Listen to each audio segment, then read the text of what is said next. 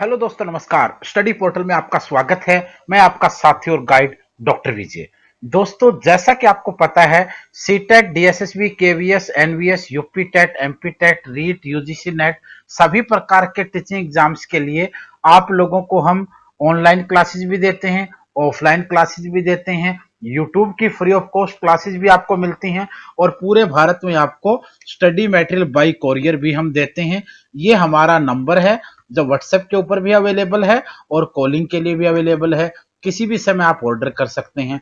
रही बात आप ऑनलाइन तैयारी करने की, जो यूट्यूब के माध्यम से हम सब बच्चों को फ्री ऑफ कॉस्ट प्रोवाइड करवा रहे हैं, इसमें आज का हमारा जो चैप्टर रहेगा वो मैथ की पेडागोजी होगा। मैथ की पेडागोजी के कई सारे क्वेश्चंस आप लोगों को दिखते हैं। सीटेट में देखते हो तो 15 नंबर के क्वेश्चन पेडागोजी अकेली मैथ की आती है। डीएसएसबी में देखोगे वहां भी क्वेश्चन, केवीएस में देखेंगे वहां भी क्वेश्चन, क्योंकि टीचिंग लाइन में आप लोगों को हर सब्जेक्ट की पेडागोजी का पता होना चाहिए। वीडियो के ये साथ आमतौर साथ पर अगर आप लोगों को व्हाट्सएप ग्रुप ज्वाइन करना है तो वीडियो के डिस्क्रिप्शन में लिंक दे दूंगा, वहां से ज्वाइन कर सकते हैं। फेसबुक ग्रुप ज्वाइन करना है तो उसका लिंक, जो बच्चे फेसबुक यूज करते हैं उनके लिए मैं फेसबुक का ग्रुप दे दूंगा, उसको भी वीडियो के डिस्क्रिप्शन में लिंक है, वहां से आप लोग उसमें ज्वाइन हो सकते हो। वीडियो की सभी की प्लेलिस्ट बनाई जा चुकी है। हिंदी की पेडागोजी अलग, इंग्लिश की अलग, मैथ की अलग, सोशल साइंस की अलग, चाइल्ड डेवलपमेंट पेडागोजी अलग, सोशल साइंस के साथ साथ जितने भी हिस्ट्री, पॉलिटी, ज्योग्राफी, बाकी भी सबकी प्लेलिस्ट बनी हुई है। और अगर पीडीएफ और ई बुक चाहिए, यानी पीडीएफ चाहिए, तो वो भी वीडियो के डिस्क्रिप्शन से आप लोग डाउनलोड कर सकते हैं। ज्यादा टाइम ना लगाते हुए पहला चैप्टर का नाम है गणित की भाषा।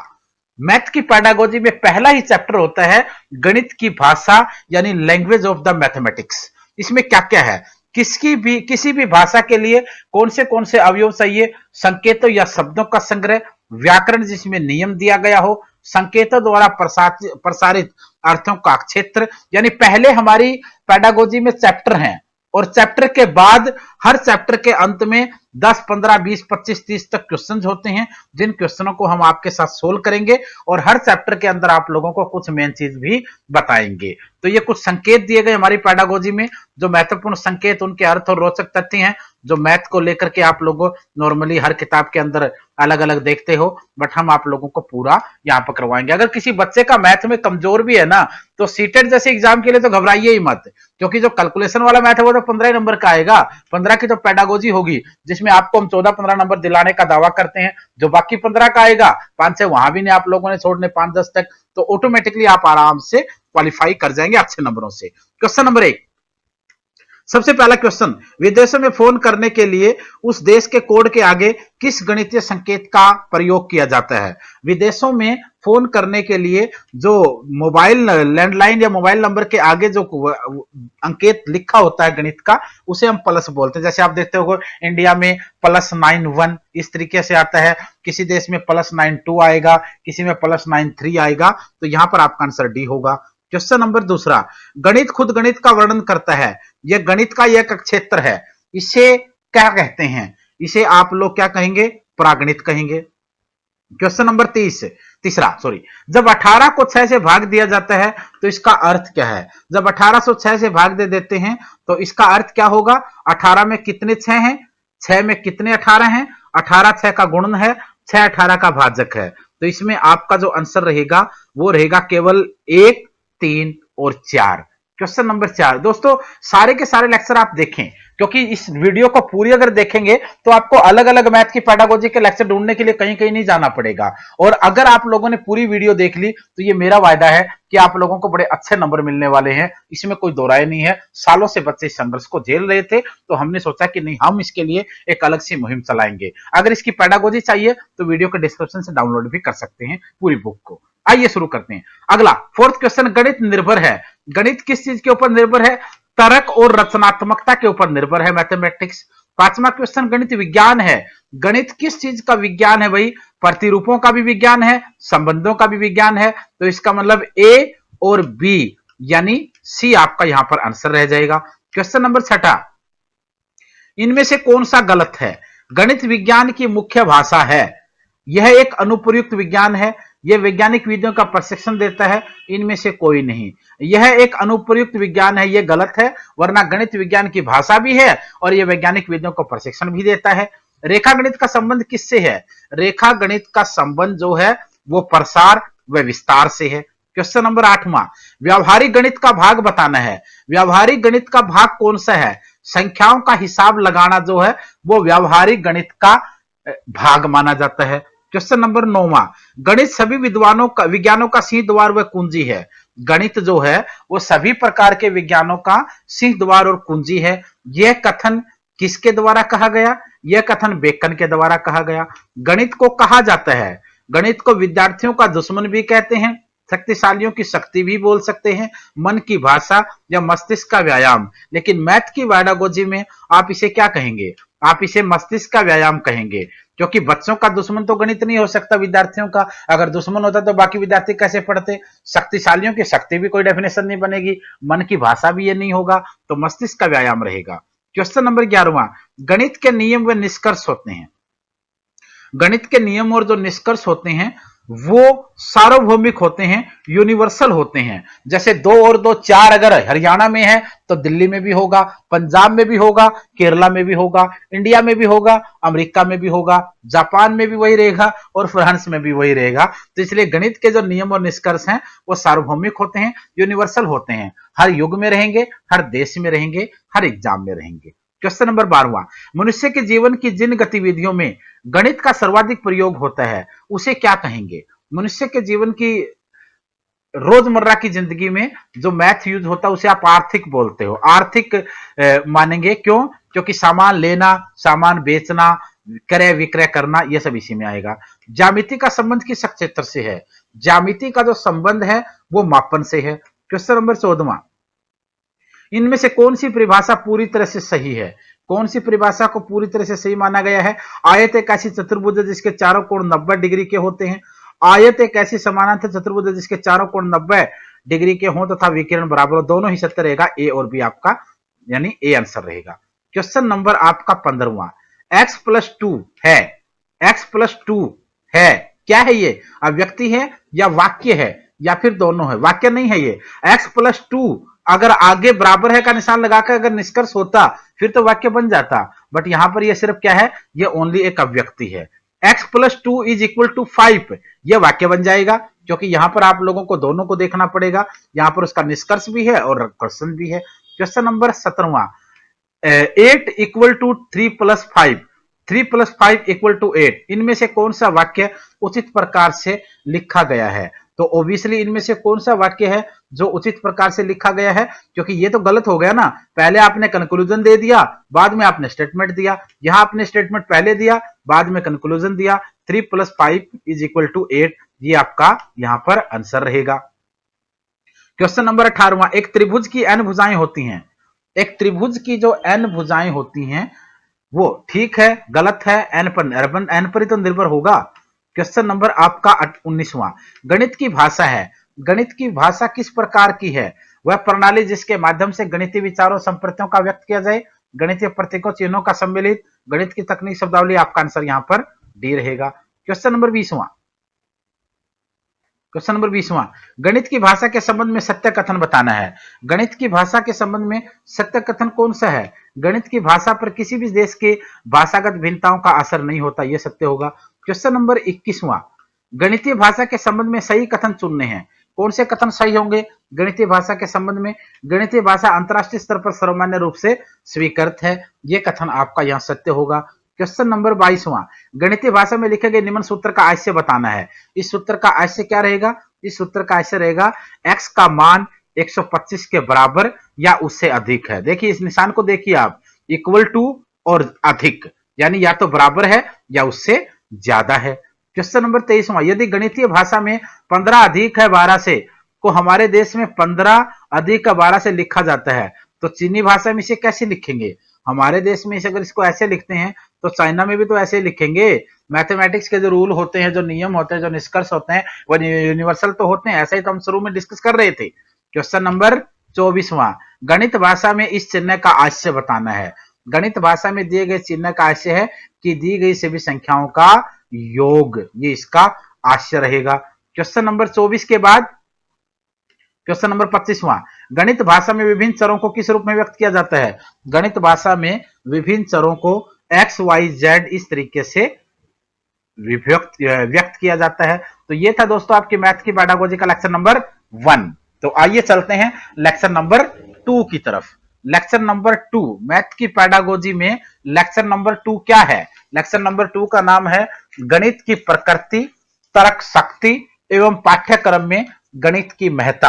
ये आपका पाठ नंबर लेसन नंबर 2 है मैथमेटिक्स के अंदर, गणित की पेडागोजी के अंदर।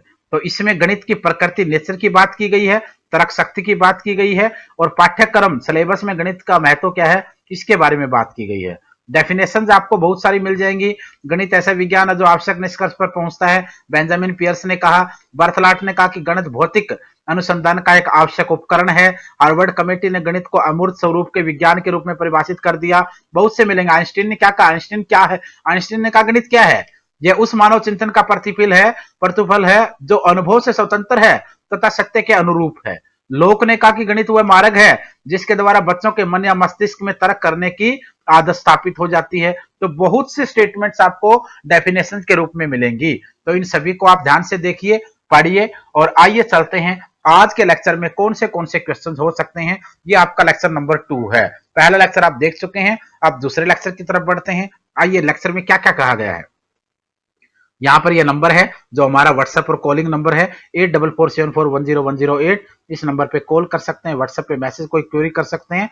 और अगर आप लोग सिर्फ डे टू डे की अपडेट हमारी चाहते हैं, कहां कौन सी वीडियो कब कब हम डालते हैं, क्या क्या कौन सी वैकेंसी आई, किसका फॉर्म निकला, किसका भरना है, क्या सिलेबस होगा, तो इस नंबर पे अपना नाम और अपना एग्जाम का नाम लिखकर भेज दें। जो भी जानकारी होगी आपको फ्री ऑफ कॉस्ट व्हाट्सएप से मिलती रहेगी। आइए शुरू करते हैं क्वेश्चन नंबर 1।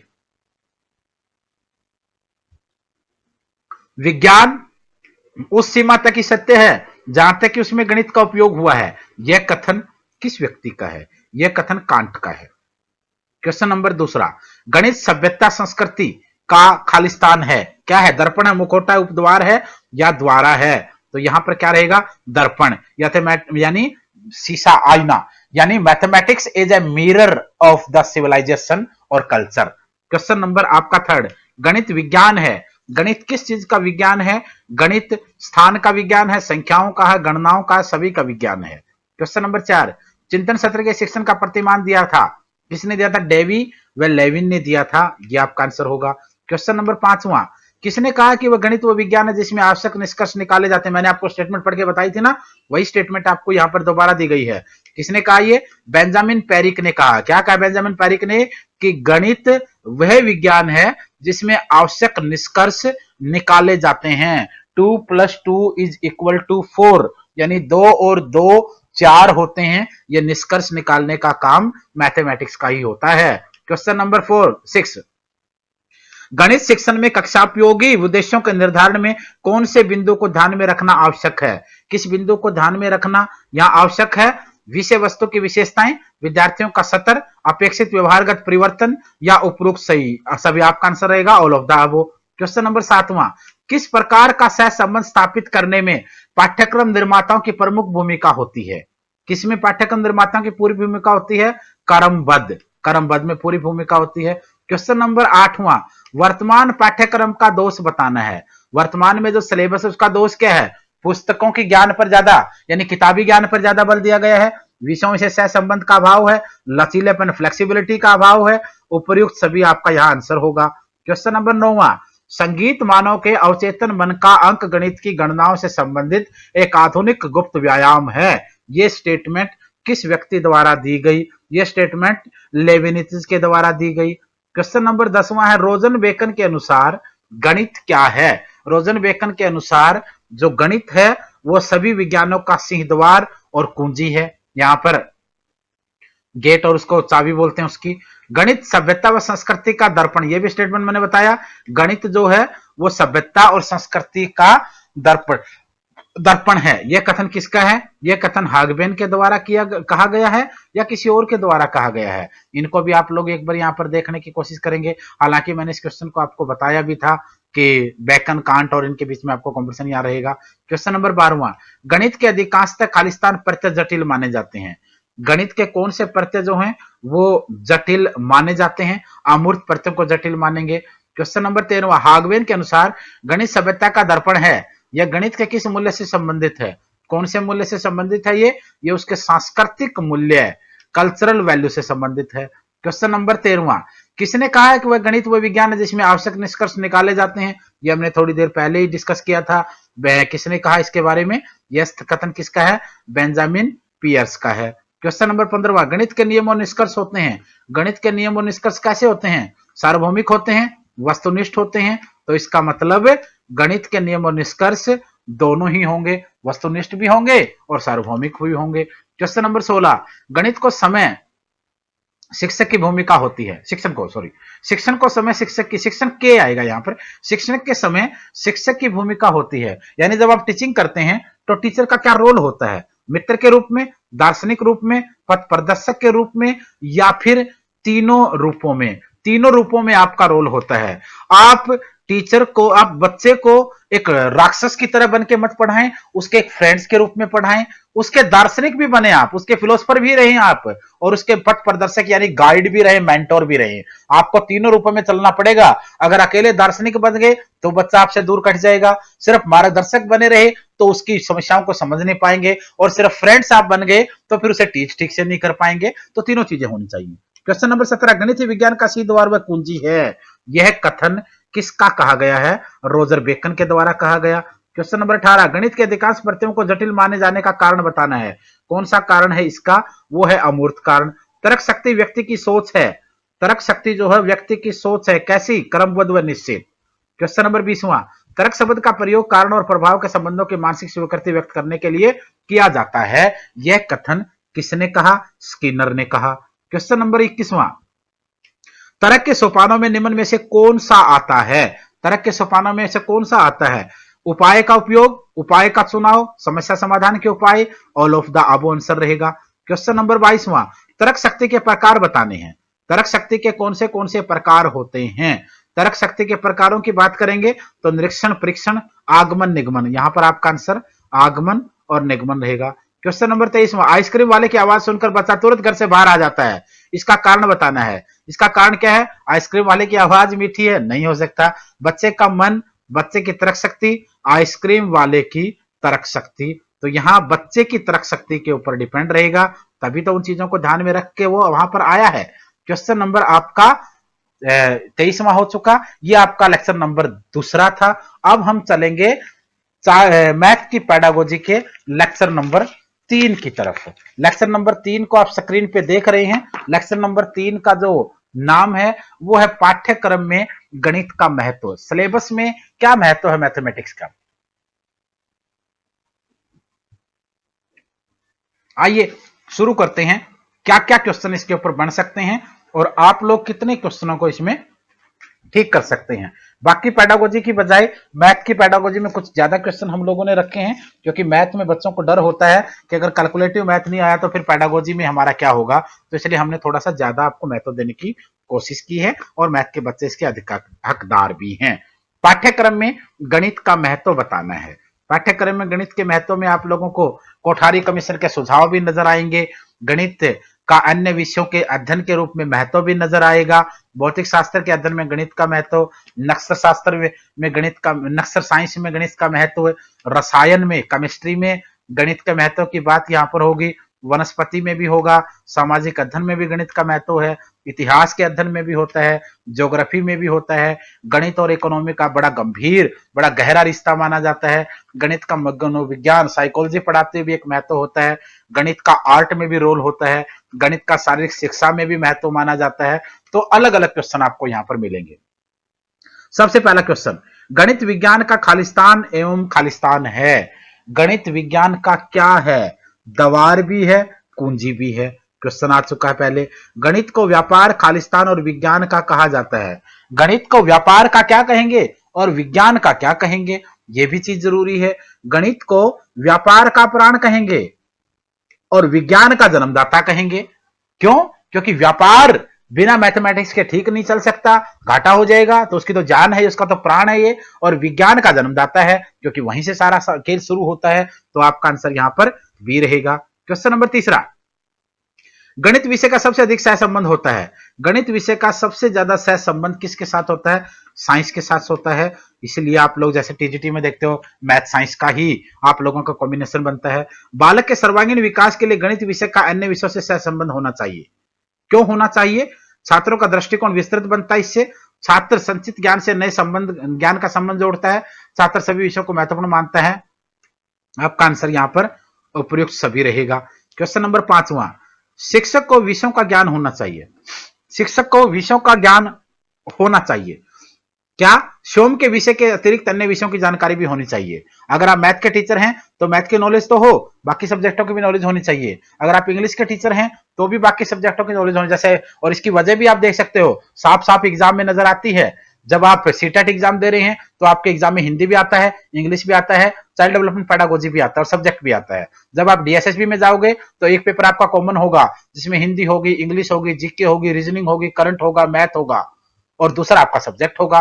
केवीएस में आप देखोगे वहां भी आपको यही मिलेगा, बल्कि कंप्यूटर भी जोड़ दिया गया है। तो ये सारी चीजें आपको होनी चाहिए। क्वेश्चन नंबर 5 छठा, दैनिक प्रयोग में कुशलता हेतु आवश्यक है कि गणित का खालिस्तान किया जाए। दैनिक प्रयोग में रोजमर्रा की जिंदगी में गणित के लिए क्या चाहिए? मौखिक अभ्यास आपका होना चाहिए, वर्बल प्रैक्टिस आपकी होनी चाहिए। रेखा गणित व तर्कशास्त्र में संबंध बताना है। रेखा गणित व तर्कशास्त्र में जो संबंध होता है वो निकटता का संबंध है। गणित की विभिन्न शाखाओं का एक दूसरे के साथ संबंध कहलाता है। गणित की विभिन्न शाखाओं का एक दूसरे के साथ संबंध क्या कहलाएगा? इनमें से तो कोई नहीं कहलाएगा। राष्ट्रीय शिक्षा नीति के अनुसार गणित की शिक्षा के लिए दृष्टिकोण अपनाया जाए। किस प्रकार का दृष्टिकोण अपनाना चाहिए? विज्ञान का द्वार का दृष्टिकोण अपनाया जाना चाहिए। क्वेश्चन नंबर आपका 10वां, विभिन्न विषयों में अंतर्निहित सह संबंध पाया जाता है जिससे पता चलता है। किस चीज का पता चलता है? ज्ञान अखंड है, यह पता चलता है यहां से। क्वेश्चन नंबर 11वां, गणित को किस प्रक्रिया का सार माना जाता है? गणित को हम लोग आगमन निगमन प्रणाली का सार कहते हैं। क्वेश्चन नंबर 12वां, व्यावहारिक गणित का उदाहरण बताना। व्यावहारिक गणित का कोई एक उदाहरण बताइए। बैंक संबंधित कार्यों की जानकारी आप इसके रख सकते हैं। हम इस बात पर बल देते हैं कि गणित को स्कूल पाठ्यक्रम का महत्वपूर्ण विषय बनाया जाए। ये सुझाव किसके द्वारा दिए गए? ये सुझाव कोठारी आयोग ने दिए। कौन से आयोग ने ये सुझाव दिए? कोठारी आयोग ने। कोठारी कमीशन ने कहा कि गणित को स्कूल के पाठ्यक्रम यानी सिलेबस का महत्वपूर्ण विषय बनाया जाना चाहिए। अब चलते हैं हम लोग क्वेश्चन नंबर 14 की तरफ। चित्रकला में गणित का कौन सा भाग प्रयोग होता है? चित्रकला में गणित का रेखा गणित प्रयोग होता है। देश की मुद्रा का अवमूल्यन में किस विषय का प्रभाव नजर आता है? देश की मुद्रा के अवमूल्यन में आप लोग गणित व अर्थशास्त्र को ज्यादा डिस्कस होते देखते हो। गणित एवं नागरिक शास्त्र में संबंध दर्शाता है। गणित और नागरिक शास्त्र के जब गणित नागरिक शास्त्र के साथ मिलता है तो क्या क्या संबंध होगा? गांव घरों की संख्या, क्योंकि गांव आपका नागरिक शास्त्र का टॉपिक है, पॉलिटी का है, और घरों की संख्या मैथ है। व्यस्क वोटरों की गणना, वोटर आपका पॉलिटी यानी नागरिक शास्त्र है और गणना आपका मैथ है। वैध वोटों की, वोट जो है वोटर गांव, ये सब सिविक्स के पोर्शन है, जिसके आप नागरिक शास्त्र या पॉलिटी बोलते हो, और अगला जो पोर्शन वो आपका मैथ का है। तो यहां पर आपका आंसर होगा डी, यानी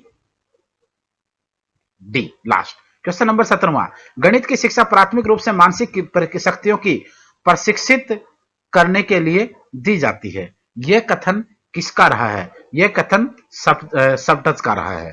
क्वेश्चन नंबर 18, रेखा गणित का संबंध किससे है? रेखा गणित का संबंध प्रसार एवं विस्तार से है। यह क्वेश्चन पहले एक बार आ भी चुका है। क्वेश्चन नंबर 19वां, दौड़ का मैदान से क्या अभिप्राय है? दौड़ का मैदान से अभिप्राय क्या है? दौड़ का मैदान से अभिप्राय है शिक्षा क्रम। गणित के नियम निष्कर्ष होते हैं।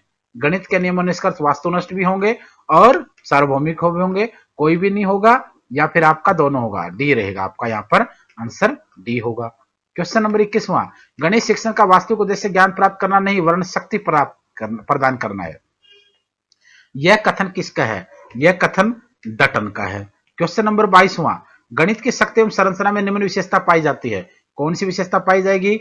गणित एक रसहीन विषय है। निरस मानते हैं बच्चे इसको, क्योंकि इंटरेस्ट नहीं आता है, कहानियां स्टोरियां नहीं होती हैं, थोड़ा सा कैलकुलेशन होता है, माइंड का स्ट्रेच होना इसमें रहता है, टेंशन रहती थोड़ी सी बच्चों को, यानी थोड़ा सा ज्यादा ये रसहीन इसको बोलते हैं आमतौर पर, निरस टाइप लोग कहते हैं इसको।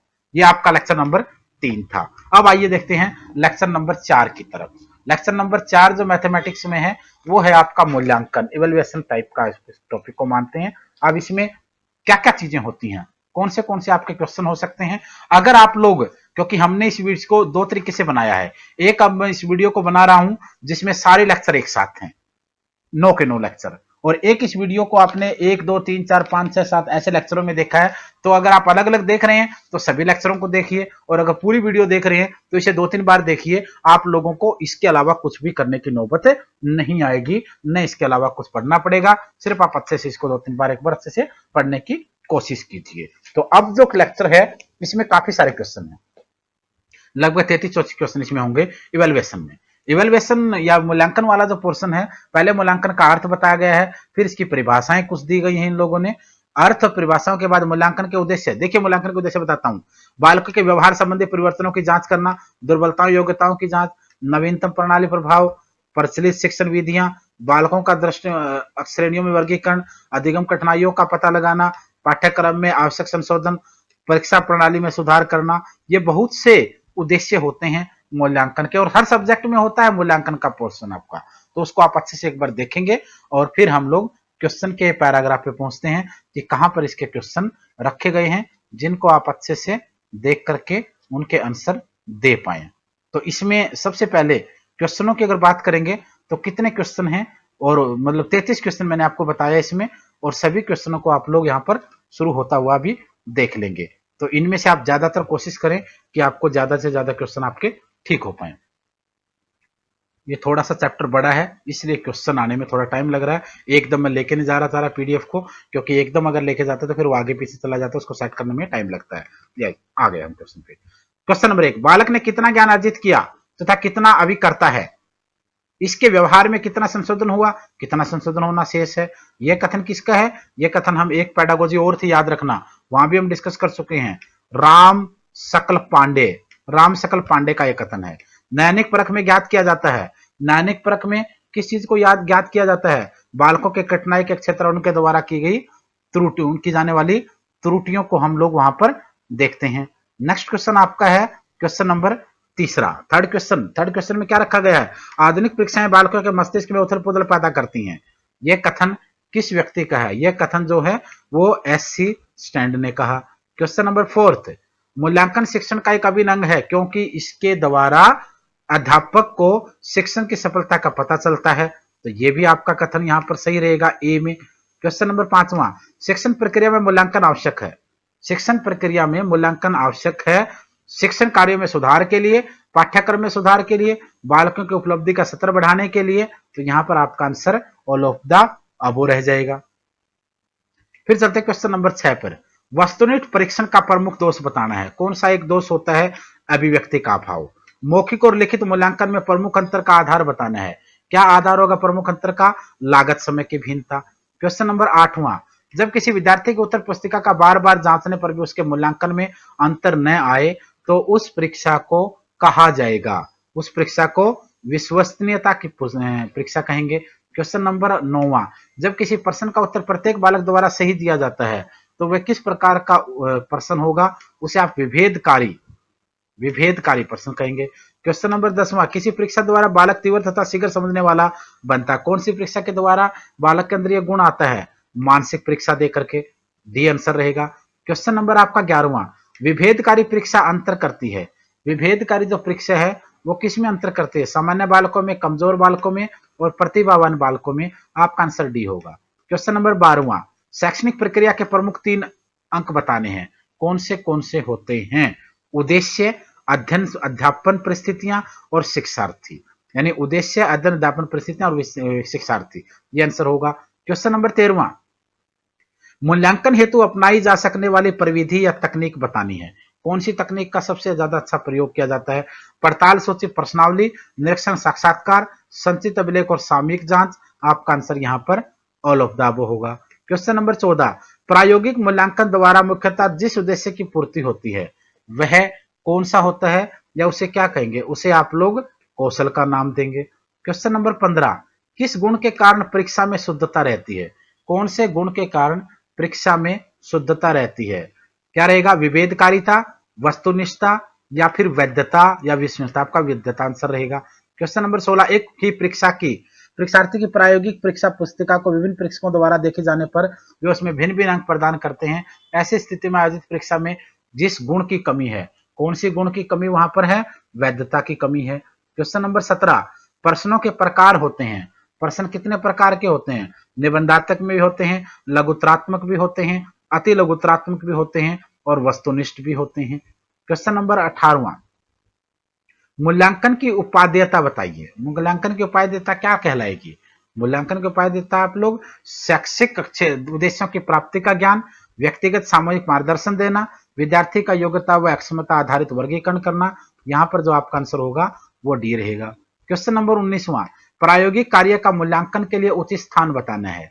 कौन सा उचित स्थान यहाँ पर कहलाएगा? यहाँ मिश्रित प्रयोगशाला में प्रयोग करके, सी आंसर होगा। क्वेश्चन नंबर 20वां, डॉक्टर बीएस ब्लूम के मतानुसार मूल्यांकन प्रक्रिया संबंधित है। किस चीज से संबंधित है मूल्यांकन प्रक्रिया? सीखने के अनुभव से, ए आंसर होगा। क्वेश्चन नंबर 21वां, जिन प्रश्नों के वैकल्पिक उत्तर के संकेत दिए हों वे प्रश्न किस प्रकार के प्रश्नों की सूची में आते हैं? उन्हें आप लोग वस्तुनिष्ठ प्रश्न बोलते हैं। क्वेश्चन नंबर 22वां, जिस क्रिया में यह जानकारी होती कि बालक सामाजिक पर्यावरणीय अध्ययन विषय के किस क्षेत्र में कमजोरी रखता है, उस क्रिया को क्या कहा जाता है? उसे निदानात्मक क्रिया का नाम आप देंगे।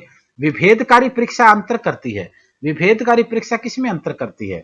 इन सभी के अंदर करेगी। ये क्वेश्चन पहले हम डिस्कस कर भी चुके इस चैप्टर में। अच्छे प्रश्न पत्र की विशेषताएं क्या होंगी? 24वां क्वेश्चन, अच्छे प्रश्न पत्र की क्या विशेषताएं होती हैं? अच्छे प्रश्न पत्र में पाठ्यक्रम या समावेश होगा, प्रश्नों का अंग विभाजन होगा, सामान्य निर्देश व विकल्प व्यवस्था होगी, यानी आपका आंसर डी रहेगा। क्वेश्चन नंबर 25वां, शिक्षण प्रक्रिया में मूल्यांकन आवश्यक है। किस चीज का मूल्यांकन होना चाहिए? शिक्षण प्रक्रिया में सभी चीजों का मूल्यांकन होना चाहिए।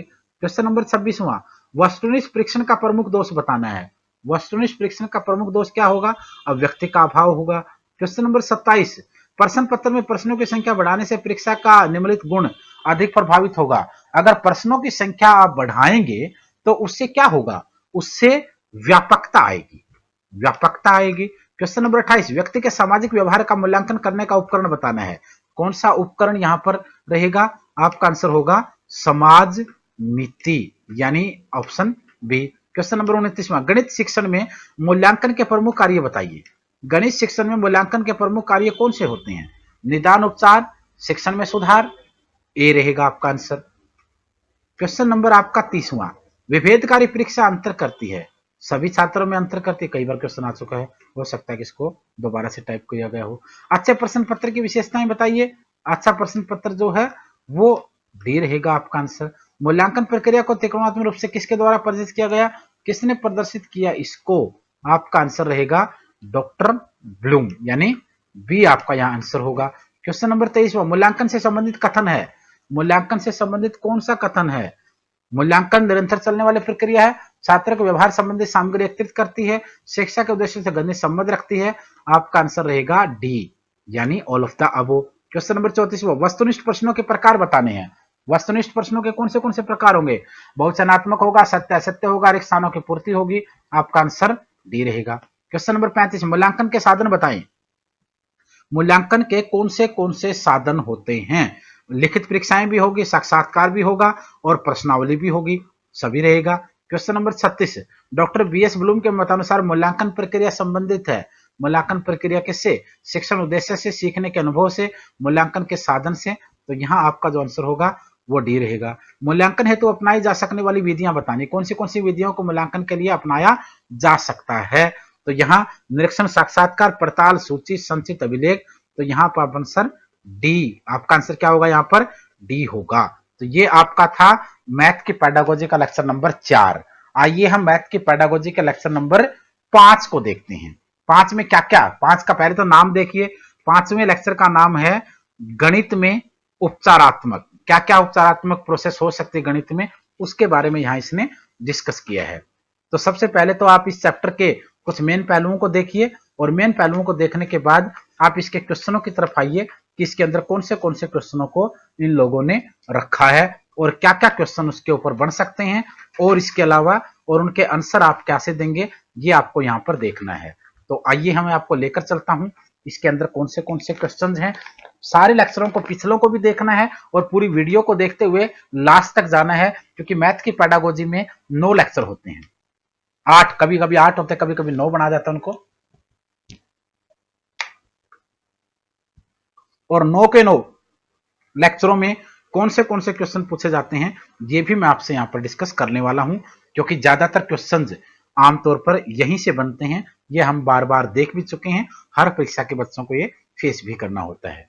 तो आइए शुरू करते हैं, कौन से क्वेश्चन होंगे इस चैप्टर में आपके लिए। क्वेश्चन की शुरुआत आपकी यहां से है।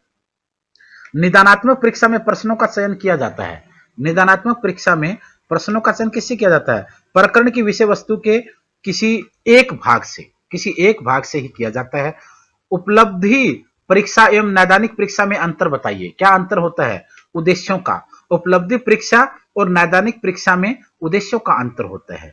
जिस परीक्षण को उपचारात्मक शिक्षण द्वारा उपचारित किए बिना यदि समय पर प्रयुक्त करने का परिणाम सदैव लगभग समान होता है, उसमें कौन सा गुण होता है? उसमें विश्वसनीयता का गुण होता है। डी आंसर होगा।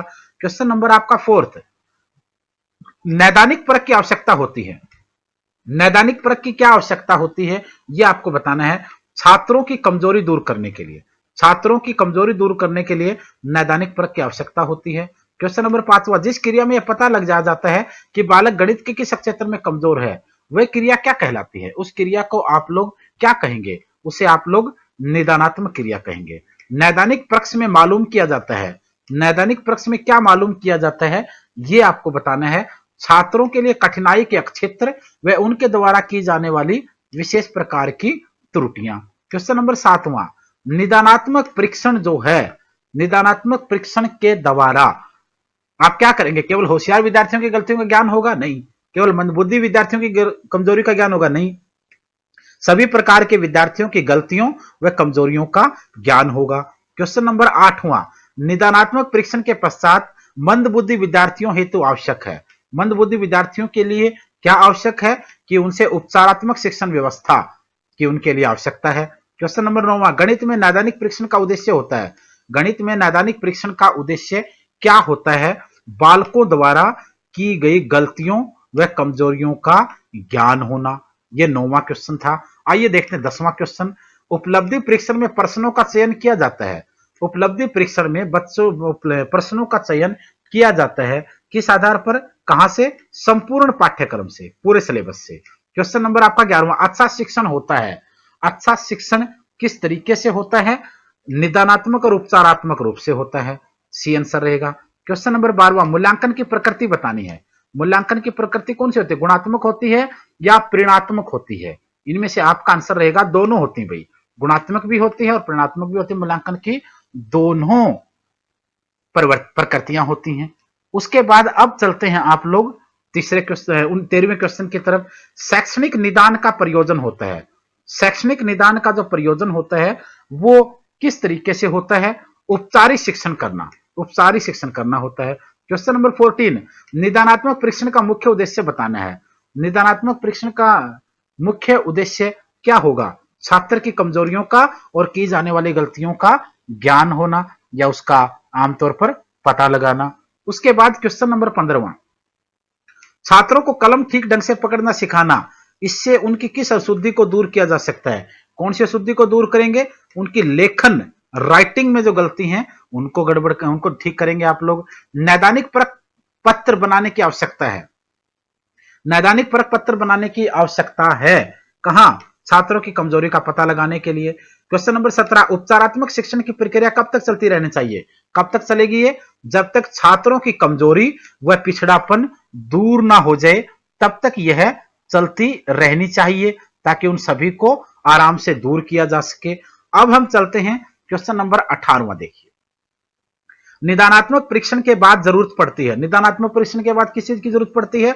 उपचारात्मक शिक्षण की जरूरत पड़ती है। निदान कहते हैं, निदान किसे कहेंगे? शिक्षण प्रक्रिया को, टीचिंग प्रोसेस को आप निदान का नाम यहां पर देंगे। तो ये थे दोस्तों आप 5वें लेक्चर के आपके सभी क्वेश्चन। अब हम चलते हैं लेक्चर नंबर 6 की तरफ। 6 जो लेक्चर है उस लेक्चर का नाम है गणित शिक्षण की समस्याएं। हर सब्जेक्ट की टीचिंग में कुछ प्रॉब्लम्स होती हैं, कुछ समस्याएं होती हैं जो बच्चों को भी फेस होती हैं और टीचर को तो होती ही होती हैं। तो आप इन चीजों को कहां तक फेस करेंगे? तो मैथ नामक सब्जेक्ट के अंदर आप लोगों को कौन सी ऐसी समस्याएं आएंगी जिनको मैथ की टीचिंग में आप लोग प्रॉब्लम के रूप में देखते हो। तो आइए शुरू करते हैं। उससे पहले मैं आप लोग इस चैप्टर से आपको एक बार इंट्रो करवा देता हूं। बच्चों की अक्षमता से उत्पन्न समस्याएं कौन सी होंगी? शारीरिक न्यूनता से ग्रस्त होना उसके अंदर आ जाता है। मानसिक अक्षमताएं बच्चे की आ सकती हैं उसके अंदर। विषय रुचि का, विषय में रुचि ना ले कोई बच्चा, जैसे मैथ में बच्चे कम रुचि लगते हैं, कक्षा में बच्चे प्रेजेंट आमतौर पर नहीं होते हैं, संवेगात्मक कारण भी उसके हो सकते हैं। उसके साथ साथ और क्या रहेंगे? दोषपूर्ण हस्तलेख हो, यानी राइटिंग अच्छी ना हो, ये भी बच्चे के सामने समस्या होती है। टीचर के सामने भी शिक्षक के पढ़ाने में अगर कोई कमी हो, टीचर को नॉलेज ना हो, प्रोफेशनल ना हो, व्यक्तित्व और व्यवहार के अंदर कोई कमी हो, व्यक्तिगत ध्यान ना दे, ये भी एक कमी हो सकती है। शिक्षक के मतलब बहुत सी कमियां, दोषपूर्ण सिलेबस हो, पाठ्यक्रम सही ना हो, सिलेबस ना हो, पाठ्य, ये सारी आपको समस्याएं यहां पर देखने को मिल सकती हैं। विद्यालय के प्रशासन का रवैया, खेलों के लिए पर्याप्त सुविधाओं का अभाव, बहुत सी गणित शिक्षण की समस्याओं में आप देख सकते हो कितनी सारी समस्याएं हैं। इन्होंने यहां पर, जैसे मैं यहां डिस्कस देख रहा था आपको, ये सारी समस्याएं हैं। बच्चों की अक्षमता से उत्पन्न समस्याएं, शारीरिक न्यूनता से, मानसिक अक्षमताएं, विषयगत, कक्षा में अनुपस्थित, समय गानात्मक, दोषपूर्ण हस्तलेख, ये आपको यहाँ पर लगभग 14 समस्याएं तो ऐसी दिख रही हैं जिनको आप लोग ऑफिशियली मानते हैं, और इसके अलावा भी बहुत सी समस्याएं यहाँ पर होती हैं। तो आइए हम चैप्टर को देखते हैं एक बार, क्योंकि मेन क्वेश्चन तो आपका, मेन टारगेट तो आपको चैप्टर के बारे में भी बताना है कि कौन से क्वेश्चन होते हैं। क्वेश्चन नंबर 1, निम्न में से कौन सी शिक्षण संबंधी समस्या बालक की अक्षमता के कारण उत्पन्न समस्या है? कौन सी समस्या है? सुनने में कठिनाई के कारण उत्पन्न समस्या, एकाग्रता की कमी और स्मरण शक्ति की कमजोरी से उत्पन्न, ये भी आपका होगा। तो यहां पर जो आपका आंसर बनेगा वो आपका डी रहेगा, all of the above. Question number 2, बुद्धि लब्धि की कमी के कारण उत्पन्न समस्या होती है। बुद्धि लब्धि की कमी के कारण कौन सी समस्या उत्पन्न होगी? बालक की मानसिक अक्षमता से संबंधित समस्या, ए रहेगा आंसर। क्वेश्चन नंबर 3, निम्न में से शिक्षण प्रक्रिया से संबंधित समस्या कौन सी है? शिक्षण प्रक्रिया से संबंधित समस्या है दोषपूर्ण पाठ्यक्रम की समस्या। सिलेबस में ही खोट हो तो बच्चे क्या करेंगे, टीचर क्या करेगा? खेलों के लिए पर्याप्त सुविधाओं के अभाव से उत्पन्न समस्या, निम्न में से किस वर्ग की समस्या हो सकती है? यह किस वर्ग की समस्या हो सकती है? यह इस समस्या को देखने के लिए आपको कौन से वर्ग की तरफ से पैसे रुख करना पड़ेगा? पाठ्यक्रम सहगामी क्रियाओं से संबंधित समस्या होती है ये। क्वेश्चन नंबर आपका 5, विषय वस्तु की जीवन से असंबंधता एवं अध्यापन निरस्ता की समस्या उदाहरण है। किस चीज का उदाहरण है ये? शिक्षण अधिगम प्रक्रिया की समस्या का एग्जाम्पल है, डी आंसर होगा। क्वेश्चन नंबर हम चलते हैं हम लोग 6 क्वेश्चन पर। शिक्षण प्रक्रिया को प्रभावित करने वाले कारक कौन से हैं? शिक्षण प्रक्रिया को प्रभावित, शिक्षक को ज्ञान है या नहीं ये भी करेगा, अपनी बात रखने का ढंग कैसा ये भी करेगा, छात्रों के साथ व्यवहार कैसा ये भी करेगा। अगर ये तीनों चीजों में गड़बड़ है तो बहुत नुकसान होगा। तीनों चीजें ओके हैं, बढ़िया हैं, तो आपका फायदा बहुत ज्यादा होगा। क्वेश्चन नंबर 7, बच्चे के मानसिक रोग से पीड़ित होने पर, बच्चे के मानसिक रोग से पीड़ित होने पर आप लोग उसकी स्मरण शक्ति को बढ़ाने के उपाय करने चाहिए। मौखिक गणित को पाठ्यक्रम से उचित स्थान देना चाहिए। सूत्र संकेत समीकरण से समझने की क्षमता विकसित करनी चाहिए। यहां पर आपके तीनों ही उपचार ठीक रहेंगे। क्वेश्चन नंबर 8, अगर किसी विद्यार्थी का गणित में मन नहीं लगता है तो आप क्या करेंगे? ऐसी स्थिति में आप उसे जीवन व दैनिक प्रयोग के क्रियाकलापों से जोड़कर गणित पढ़ाने का प्रयास करेंगे। क्वेश्चन नंबर आपका 9, कुछ विद्यार्थी दूसरे विद्यार्थियों के गृह कार्य की हुबहू कॉपी कर लेते हैं। एक प्रकार से जैसे बचपन में आप देखते हो, भाई आपने मैथ के सवाल कर लिए, हाँ मुझे कॉपी दे देना, मैं उनको कॉपी पेस्ट कर दूंगा, टाइप कर दूंगा सेम टू सेम। तो ये प्रोसेस जो होती है इसमें क्या है, नियमित रूप से गृह कार्य न करने की अक्षमता के कारण वो ऐसा करते हैं, बिल्कुल, क्योंकि कॉपी गुम होने के कारण तो करेंगे नहीं वो लोग, प्रश्न समझ में न आने के कारण भी नहीं करेंगे। नियमित रूप से उनके होमवर्क कार्य करने की अक्षमता उनमें नहीं है, अक्षमता है, क्षमता नहीं है। क्वेश्चन नंबर 10, कुछ बच्चे संवेगात्मक रूप से कमजोर होते हैं। कुछ बच्चे संवेगात्मक रूप से कमजोर होते हैं, इसकी वजह क्या है? घर में उचित वातावरण का अभाव, माँ बाप की अपेक्षा नहीं हुआ, उपेक्षा, और अध्यापक की उपेक्षा। ये तीनों स्टेटमेंट ठीक रहेंगे, आपका आंसर डी होगा यहाँ। क्वेश्चन नंबर 11, संवेगात्मक रूप से कमजोर बच्चों की समस्या को दूर करने का कौन सा उपाय आप अपनाएंगे? पहले तो आपने देखा क्यों होता है, अब आप देखा करेंगे क्या? मनोवैज्ञानिक रूप से समझाएंगे, उचित मार्गदर्शन निर्देशन व देखभाल करेंगे, उनकी सहानुभूति रखेंगे उनके प्रति, और ताकि वो सारे काम, ये सभी आपका आंसर रहेगा all of the above. Question number 12वां, शिक्षण प्रक्रिया में रुकावट डालने वाली समस्या बतानी है। शिक्षण प्रक्रिया में रुकावट डालने वाली समस्या कौन सी होगी? बालकों का अनुशासन व्यवहार, बिल्कुल। छात्रों का कक्षा में देरी से आना, बिल्कुल। ये दोनों ही चीजें जो हैं वो आपका यहां पर समस्या डालेंगी, क्योंकि आप क्लास में पढ़ा रहे हैं, बच्चे अनुशासन में नहीं रहते हैं तो भी समस्या है, हर रोज लेट आते हैं तो भी समस्या है, तो ये सारा गड़बड़ हो जाता है। क्वेश्चन नंबर 13वां, शिक्षण कार्य में त्रुटि पाए जाने पर, शिक्षण कार्य में त्रुटि पाए जाने पर आप क्या करेंगे? शिक्षक को पूरी तैयारी के साथ कक्षा में आना चाहिए, शिक्षक उत्साह से भरपूर हो, आपका आंसर यहां पर डी रहेगा। उसके बाद हम चलते हैं क्वेश्चन नंबर 14 पर।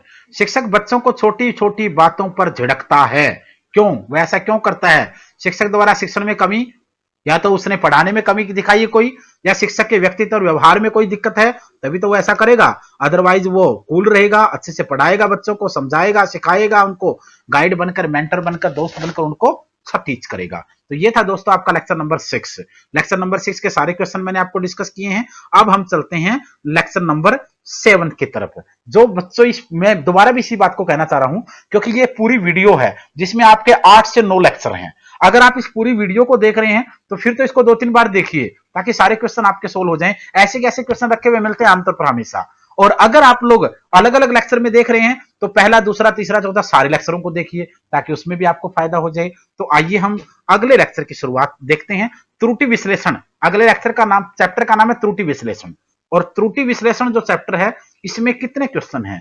त्रुटि विश्लेषण क्या क्या होगा? ज्ञान के अभाव में होती है, एकाग्रता में कमी यहां पर आपको दिखेगी, त्रुटि विश्लेषण किया कैसे जा सकता है वो देख सकते हैं, और समाधान क्या होगा उसके बारे में आप सोच सकते हैं। तो ये सारे का सारा चैप्टर है, और इस चैप्टर से रिलेटेड जितने भी क्वेश्चन हैं इनको मैं आपके साथ यहां डिस्कस करूंगा। कितने क्वेश्चन यहां पर आपके हो सकते हैं इनको भी हम देखेंगे। आइए, क्वेश्चन आ गए आपके सामने स्क्रीन पर अवेलेबल हैं आज के क्वेश्चन। सबसे पहला क्वेश्चन, गणित शिक्षण के दौरान बालकों को कोई पाठ पढ़ाने से पूर्व एक शिक्षक को किसका ज्ञान प्राप्त कर लेना चाहिए? गणित, जब आप मैथ की टीचिंग करते हो तो बालकों को चैप्टर पढ़ाने से पहले आपको किस चीज का ज्ञान प्राप्त कर लेना चाहिए? संबंधित पाठ का उद्देश्य, यानी उस चैप्टर का उद्देश्य क्या है, एम क्या है, टारगेट क्या है, यह पता होना चाहिए। क्वेश्चन नंबर दूसरा, गणित शिक्षण में त्रुटियों के विश्लेषण हेतु अपेक्षित अधिगम सफलता किसकी शिक्षण दक्षता पर निर्भर करती है? किसकी शिक्षण दक्षता पर निर्भर करती है? आपका आंसर यहां शिक्षक रहेगा। क्वेश्चन नंबर तीसरा, गणित पढ़ाने के एक उपागम के रूप में समस्या समाधान के बारे में चर्चा करते हुए शिक्षकों ने 4 विचार बताए। निम्न में से कौन सा विचार इस उपागम के वास्तविक अर्थ को उचित सिद्ध नहीं करता है? मेरे विचार से गणित की पाठ्यपुस्तक के कई प्रश्न समस्या समाधान के लिए इस्तेमाल किए जा सकते हैं, यह तो ठीक होगा। मेरे विचार से समस्या समाधान को सामान्य गणित के कक्षा से जोड़कर देखना बेहतर होगा, यह भी ठीक है। मेरे विचार में समस्या समाधान और गणितीय तर्कना में कोई सहसंबंध नहीं है, यह गलत हो जाएगा। सहसंबंध तो होता है भाई, क्योंकि रोजमर्रा की जिंदगी में इन्हीं चीजों से तो आप सीखते हैं। क्वेश्चन नंबर आपका 4, गणित में निम्न में से कौन सा कारण समस्या समाधान विधि का नहीं है? कौन सा कारण समस्या समाधान विधि का नहीं है? शारीरिक सोष्टों को अधिक महत्व देना, यह नहीं है। क्वेश्चन नंबर 5वां, समस्या समाधान एक ऐसी प्रक्रिया है जिसकी ओर सीखने संबंधी सभी क्रियाएं अग्रसर होती हैं तथा दी गई समस्या का समाधान करते हैं। यह परिभाषा किसकी है? यह परिभाषा किसके द्वारा दी गई है? यह परिभाषा योकम और सिम्पसन के द्वारा दी गई है। क्वेश्चन नंबर 6, अक्षेत्र विधि पढ़ाते समय टीचर आगे बढ़ने से पहले बोर्ड पर सभी सूत्र लिख देता है। यह तरीका दर्शाता है कि वह खालिस्तान का पालन कर रहा है। कौन सी विधि का वो पालन कर रहा है? वो निगमन अप्रोच का पालन कर रहा है। क्वेश्चन नंबर आपका रहेगा नेक्स्ट 7वां, गणित शिक्षण की मुख्य विधि बतानी है। मैथमेटिक्स टीचिंग की जो मुख्य विधि है उस विधि को आप क्या नाम देते हैं? व्याख्यान विधि होती है, प्रदर्शन विधि भी होती है, आगमन निगमन भी होती है। तो यहां जो आपका आंसर रहेगा वो डी रहेगा। क्वेश्चन नंबर 8वां, प्राथमिक स्तर पर गणित शिक्षण में बच्चों में त्रुटि की संभावना को कम करने के लिए शिक्षक को क्या करना चाहिए? बालकों में गणितीय चिन्हों के प्रयोग का बार बार अभ्यास कराए, बालकों में गणित के प्रति सकारात्मक दृष्टिकोण पैदा करे, बालकों को हतोत्साहित ना करे। आपका आंसर उपरोक्त डी रहेगा, डी आंसर रहेगा। क्वेश्चन नंबर 9वां, उच्च प्राथमिक स्तर पर गणित शिक्षण का सर्वाधिक महत्व किस रूप में है? कौन से रूप में सबसे ज्यादा महत्व है? व्यावहारिक, प्रैक्टिकल में। क्वेश्चन नंबर 10वां, बालक को गणित संबंधी त्रुटियों का पता लगाने के लिए आवश्यक है, क्या चीज आवश्यक है? निदानात्मक परीक्षण होना चाहिए। क्वेश्चन नंबर 11वां, गणित शिक्षण में शिक्षण द्वारा की जाने वाली त्रुटि प्रमुख है। कौन सी त्रुटि यहां प्रमुख है? उपयुक्त शिक्षण विधियों का प्रयोग न करना, चित्रात्मक तरीके से बालकों को पढ़ाना, शिक्षण कार्य के बीच बार बार कक्षा में घूमकर, ये टीचर के द्वारा की जाने वाली गलतियां हैं और यहाँ ये सारी ही गलतियां खतरनाक होती हैं। क्वेश्चन नंबर 12वां, रेखा कक्षा 7th की छात्रा है। वह अपने छोटे भाई सोनू को गणित पढ़ा रही है, जो कक्षा 4th में उसी स्कूल में पढ़ता है, और वो उसे 4 समीकरण देती है। रेखा द्वारा अपने भाई को दी गई निम्न में से कौन सी समीकरण त्रुटिपूर्ण है? कौन सा समीकरण जो है वो यहां पर ठीक नहीं है, ये आपको यहां पर देखकर बताना है। 5 + 7 = 12 भाग 2 = 4, ये आपका गलत हो जाएगा। क्वेश्चन नंबर 13वां, गणित शिक्षण के दौरान बच्चों में त्रुटियों का विश्लेषण करने हेतु एक शिक्षक के लिए आवश्यक है। एक शिक्षक के लिए यहां पर क्या चीज आवश्यक है? बच्चों को गणित विषय के प्रति जागरूक करना, बिल्कुल। बच्चों को गणितीय चिन्हों के सही प्रयोग करना बताना, बिल्कुल। बच्चों में समस्या का विश्लेषण संश्लेषण करने की योग्यता का विकास करना सही रहेगा। तो इसका मतलब आपके डी आंसर आएगा, सभी चीजें ठीक बताई गई हैं। क्वेश्चन नंबर 14वां, रजनी माचिस की तीलियों से खेल रही है और वह हर चरण का एक इस तरीके का जोड़ती, इस तरीके को पर एक इस तरीके से जोड़ती है। तो यहां पर ऐसे किया, फिर उसने यहां किया, फिर उसने ये बढ़ा दिया, राजू का तालिका बनाता है। तो यहां पर आप किस तरीके से हैं? एल की संख्या 1 2 3, माचिस की तीलियों की संख्या 2 4 6। इस स्थिति में दोनों बच्चों के बारे में आपका अवलोकन क्या कहता है? रजनी केवल खेल रही है और राजू गणित कर रहा है। क्वेश्चन नंबर 15वां, बच्चों की अभ्यास पुस्तिका विश्लेषण करने के लिए आप निम्न में से किसकी जांच करेंगे? आप शुद्धता की जांच करेंगे। क्वेश्चन नंबर 16, रमन 4 तीलियों से जोड़कर एक चक्र तैयार करता है, फिर वह अपनी पुस्तिका में एक तालिका बना रहा है। आइए देखते हैं किस तरीके से उसने बनाया तालिका को। ये आपकी तालिका होगी 1 2 3, तीलियों की संख्या 4 8 12। उपरोक्त के आधार पर आप क्या कहेंगे? यहां पर आप क्या कहेंगे? रमन खेल रहा है, रमन गणित सीख रहा है, रमन खेलने के साथ साथ गणित भी सीख रहा है, दोनों ही काम है वो यहां पर कर रहा है। इस टाइप के क्वेश्चन बहुत आते हुए देख लेना इनको। क्वेश्चन नंबर 17वां, गणित विषय में छात्रों में गति एवं शुद्धता विकसित करने के लिए गणित अध्यापक को शिक्षण करते समय ध्यान रखना चाहिए। किस चीज का ध्यान रखना चाहिए? मौखिक कार्य, निर्धारित तथा सीमित समय में दत्त कार्य, गणना संबंधी, आपका आंसर यहां पर डी रहेगा। मौखिक कार्य और निर्धारित तथा सीमित समय में दत्त कार्य, डी आपका आंसर होगा। यह था दोस्तों आपका मैथ की पेडागोजी का 7वां लेक्चर। अब हम चलते हैं मैथ की पेडागोजी के 8वें लेक्चर की तरफ। यह मैथ की पेडागोजी का लगभग 8वां लेक्चर होता है और इस लेक्चर में कौन सी चीजें होती हैं? चैप्टर का नाम है सामुदायिक गणित, जो आपका आमतौर पर कम्युनिटी लेवल के ऊपर जिस मैथमेटिक्स को आप रखते हैं वो यहां पर आएगा। आइए इसमें कितने क्वेश्चन है वो देखते हैं, और जिन साथियों ने पिछले 7 लेक्चर नहीं देखे हैं वो उनको भी अलग अलग वीडियो में देख सकते हैं। और जो इस वीडियो को इकट्ठे वाली, क्योंकि एक वीडियो मैंने इकट्ठी बना रखी 8 के 8 लेक्चर की, जो आज बच्चे देख रहे हैं, अगर इकट्ठी ना देख पा रहे हैं आप लोग तो अलग अलग पार्ट्स में भी आप इनको देख सकते हैं। तो आइए शुरू करते हैं। सामुदायिक गणित में क्या क्या होता है? मनुष्य एक सामाजिक प्राणी है तथा मानव जीवन एक दूसरे के परस्पर सहयोग पर निर्भर करता है। सामाजिक जीवन यापन करने के लिए गणित के ज्ञान की अत्यधिक आवश्यकता होती है, क्योंकि समाज में भी लेन देन होता है, व्यापार होता है, उद्योग धंधे होते हैं, क्रय विक्रय होता है, एक स्थान से दूसरे स्थान पर जाना होता है। नैतिक मूल्य और गणित का क्या संबंध है, ये यहां पर बताया गया है। सांस्कृतिक मूल्य का और गणित का क्या संबंध होता है, इसका भी यहां पर इसको भी डिस्कस किया गया है। इसके साथ साथ जीविकोपार्जन संबंधी मूल्य और गणित, जीविकोपार्जन संबंधी मूल्य, जीवन यापन करने के लिए जो मूल्य होते हैं उनका मैथ के साथ क्या संबंध है, इसका भी यहां पर जिक्र किया गया है। मनोवैज्ञानिक मूल्य, साइकोलॉजिकल वैल्यूज और मैथमेटिक्स का क्या रिलेशन है, इसका भी यहां वर्णन किया गया है।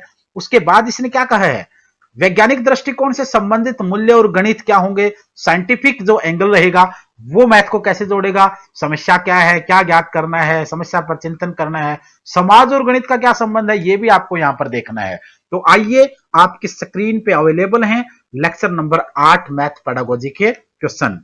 क्वेश्चन नंबर 1, अंक गणित शिक्षण का उद्देश्य बताना है। अंक गणित शिक्षण का उद्देश्य क्या है? दैनिक जीवन के कार्य करने हेतु, मजदूरी, व्यवसाय के लिए, व्यावहारिक उपयोग के लिए, भाई तीनों के लिए जरूरत पड़ेगी। दैनिक जीवन में काम करने के लिए मैथ चाहिए, मजदूरी व्यापार करने के लिए मैथ चाहिए, व्यावहारिक जीवन के लिए भी मैथ चाहिए आपको, उपरोक्त सभी रहेगा। गणित की सर्वप्रथम विकसित शाखा कहां है, कौन सी है? गणित की सर्वप्रथम विकसित शाखा आप किसे मानते हैं? आप लोग अंक गणित को सबसे प्रथम विकसित शाखा मानते हैं। क्वेश्चन नंबर दूसरे के बाद हम चलते हैं क्वेश्चन नंबर थर्ड की तरफ। मनुष्य को जीवन की जिन गतिविधियों में गणित का सर्वाधिक प्रयोग होता है उन्हें क्या कहेंगे? मनुष्य के जीवन की जिन गतिविधियों में गणित का सर्वाधिक प्रयोग होता है उन्हें क्या कहेंगे? मैं आपको ऑप्शन दे रहा हूं।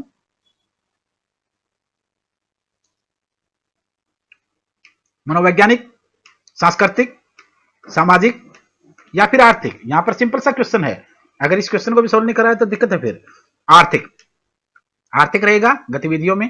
क्वेश्चन नंबर आपका गणित का सामुदायिक महत्व बताना है। गणित का सामुदायिक महत्व क्या होता है? नैतिक दृष्टि से, सामाजिक दृष्टि से, सांस्कृतिक दृष्टि से। आपका answer all of the above रहेगा। क्वेश्चन नंबर 5वां, गणितीय पदों को परिभाषित करने का सामुदायिक उद्देश्य बताना। कौन सा सामुदायिक उद्देश्य होता है? ज्ञानात्मक, भावात्मक, व्यवहारगत। यहां आपका आंसर व्यवहारगत होगा।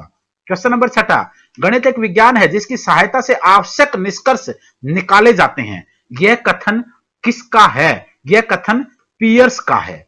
क्वेश्चन नंबर 7, निम्न में से कौन गणित का प्रयोग नहीं कर रहा है? सीता सब्जी वाले से फल सब्जी खरीद रही है, सीता सब्जी वाले से सब्जी खरीद रही है तो गणित का प्रयोग कर रही है। पैसे देगी, सब्जी लेगी, कहीं ना कहीं तो यूज होगा। और बार्टर थ्योरी में भी होता था अगर पैसे नहीं थे तो। रमन अपने पिता की दुकान का बही खाता जांच कर रहा है, यहां भी मामला मैथमेटिक्स का है। राहुल खेत में अपने चाचा के साथ काम कर रहा है, यहां नहीं होगा। खेत में काम करने के लिए अगर आप नॉर्मल खेत में हार्डवर्क कर रहे हैं कोई भी काम, तो वहां आपको मैथ की जरूरत ज्यादातर नहीं पड़ रही है। सुनीता धूप में सूख रहे कपड़ों को गिन रही है, यहां भी मैथमेटिक्स आ जाएगा। तो यहां पर इसमें आपका जो क्वेश्चन नंबर 7 का जो आपका आंसर है वो आपका डी रहेगा। इसमें मैथमेटिक्स का काम नहीं हो रहा है। और अगर ये पूछता कि प्रयोग हो रहा है तो ये तीनों ऑप्शन होते ए, बी और डी, और एक में होता all of the above.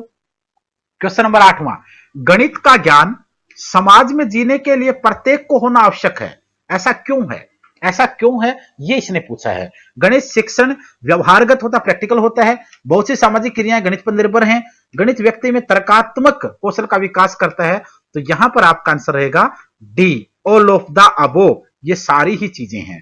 Question number 9वां देखिए, गणित की समाज में आवश्यकता होती है लेन देन में, व्यापार और उद्योग में, दोनों में रहेगा आपका आंसर। क्योंकि गणित की जरूरत लेन देन में पड़ेंगे। आपने मुझसे 5 रुपए लिए, मैंने आपसे 7 लिया, मैंने आपसे 2 लिए, ब्याज लिया, नहीं लिया, कैसे लिया, कब दिया, सब चीजें जरूरत पड़ेगी। व्यापार आप करेंगे, बिजनेस आप करेंगे, उद्योग आप लगाएंगे, कोई भी आप वो काम करेंगे तब भी आपको जरूरत पड़ेगी। क्वेश्चन नंबर 10वां, गणित की उन्नति और वृद्धि देश की संपन्नता से संबंधित है। निम्न में से किसका कथन है? यह कथन किस व्यक्ति ने कहा है कि गणित की उन्नति और वृद्धि देश की संपन्नता से संबंधित है? यह कथन नेपोलियन के द्वारा कहा गया। नेपोलियन बोनापार्ट, जिसको विश्व विजेता माना गया एक जमाने में, फ्रांस का रहने वाला था। तो क्वेश्चन नंबर 11वां, सामुदायिक गणित अंतर्निहित होता है। सामुदायिक गणित जो है वो अंतर्निहित होता है त्रिकोणमिति में या अंक गणित में। आपका आंसर अंक गणित रहेगा। क्वेश्चन नंबर 12वां, विद्यालय पाठ्यक्रम में गणित का महत्व बताइए। स्कूल के सिलेबस में मैथमेटिक्स की इंपॉर्टेंस आपको यहां पर बतानी है। बच्चों की सामाजिक गतिविधियों में सक्रिय भूमिका निभाने में सक्षम है। नैतिक मूल्यों का विकास भी बच्चों में करता है। बौद्धिक सत्र का विकास भी करता है। आपका आंसर क्या रहेगा? सभी काम करता है भाई, ऑल ऑफ द अबव, उपरोक्त सभी, यानी डी आंसर। क्वेश्चन नंबर 13वां, गणित शिक्षण का महत्व बताना है। गणित शिक्षण का क्या महत्व है? विज्ञान में, समुदाय में, सिद्धांत और तर्क में, उपरोक्त सभी में। गणित शिक्षण का महत्व जो है वो विज्ञान में भी है, समुदाय में भी है, सिद्धांत में भी है और तर्क में भी है। क्वेश्चन नंबर 14, आदर्श शिक्षा वह है जो बालकों को खालिस्तान के लिए योग्य नागरिक बनाने में सहायता प्रदान करती है। बालकों को किस चीज में योग्य बनाने की बात हो रही है? यहाँ पाठ्यपुस्तक या समाज? यहां पर बात समाज की हो रही है। क्वेश्चन नंबर 15वां, गणित तर्क सम्मत यथार्थ कथन तथा सत्य बोलने की सामर्थ्य प्रदान करता है। निम्न में से यह किसका कथन है? यह कथन किसका होगा? यह कथन डटन का है। तो दोस्तों ये थी मैथ की पेडागोजी का आपका 8वां लेक्चर। ये मैथ की पेडागोजी के मैंने आपको 8 लेक्चर करवाए हैं। अब हम चलते हैं 9वें लेक्चर की तरफ। यह है वाणिज्यिक गणित। वाणिज्यिक गणित जिसे आप लोग एक प्रकार से कमर्शियल मानते हैं, कमर्शियल मैथ में जिसका जिक्र होता है, चाहे आप उसमें प्रॉफिट और लॉस की बात करें, चाहे आप उसमें टाइम और वर्क से संबंधित चीजें करें, चाहे वो परसेंटेज का मामला हो, चाहे वो चक्रवर्ती ब्याज और साधारण ब्याज का मामला हो, चाहे वो बट्टा हो, छूट हो, बहुत से क्वेश्चन आपको यहाँ पर दिखेंगे। तो आइए हम आज के जो चक्कर जिसे कॉमर्शियल मैथमेटिक्स बोलते हैं आप लोग, वाणिज्यिक गणित, उससे रिलेटेड कुछ क्वेश्चन देखते हैं। कौन से टॉपिक इसमें होते हैं आमतौर पर? प्रतिशत का होता है, छूट का होता है, प्रॉफिट लॉस का होता है, साधारण ब्याज, simple interest and compound interest के टॉपिक होते हैं, परसेंटेज आपको इसमें दिख रही है स्क्रीन पे, दशमलव से संबंधित होते हैं, सामान्य भिन्न वाले टॉपिक होते हैं, रेशियो वाले होते हैं, ये सारे के सारे, प्रॉफिट और लॉस का आपने देख लिया, क्रय विक्रय, लाभ हानि, सब कुछ इसमें आ जाता है आपके लिए, अतिरिक्त खर्च, छूट, कुल, ये सब चीजें जिसमें मार्केट प्राइस के बारे में बात करते हो। तो इससे रिलेटेड कौन से क्वेश्चन हैं और क्या क्या इनके आंसर हो सकते हैं। इस चैप्टर में थोड़े से ज्यादा क्वेश्चन होंगे, 10 मिनट का आपको और टाइम लेंगे, और मैं चाहता हूं कि कोई भी टॉपिक आपका बचे ना, क्योंकि हर एग्जाम में आप लोगों को बार बार इनकी जरूरत पड़ती है।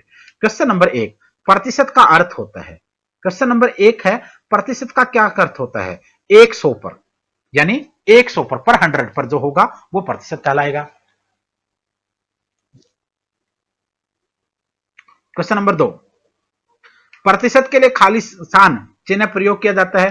प्रतिशत के लिए कौन सा चिन्ह यूज करते हो? सी आंसर होगा। 10% का अर्थ क्या है? 10% का अर्थ क्या है? 10% है 10/100, बी आपका आंसर रहेगा। क्वेश्चन नंबर 4, दशमलव भिन्न को प्रतिशत में बदलने के लिए दशमलव बिंदु को खालिस्तान स्थान और सरकार और की ओर सरकाते हैं।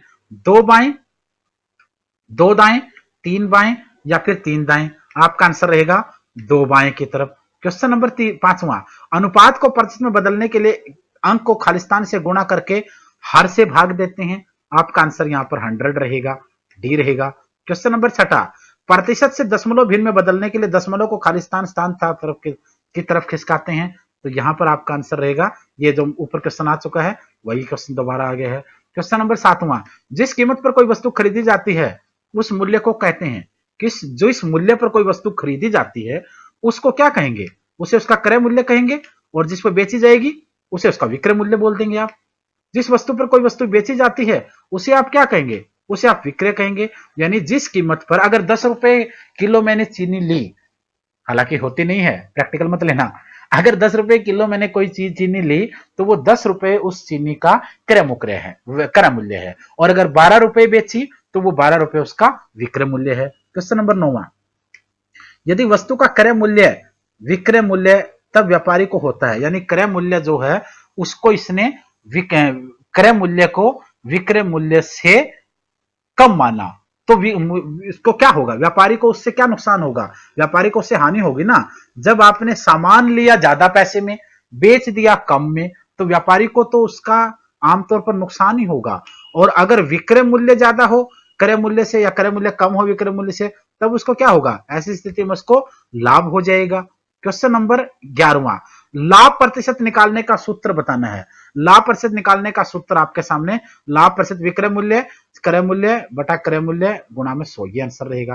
क्वेश्चन नंबर आपका 12वां, हानि प्रतिशत का सूत्र बताना है। हानि प्रतिशत का सूत्र होगा हानि प्रतिशत क्रय मूल्य माइनस विक्रय मूल्य बटा क्रय मूल्य गुणा में 100, ये आपको चेंज हो गया वहां पर, एक तरफ लाभ और एक तरफ हानि। क्वेश्चन नंबर 13वां, व्यापारी अपनी वस्तु को बेचने के लिए जो कीमत वस्तु पर अंकित करता है उसको क्या कहेंगे?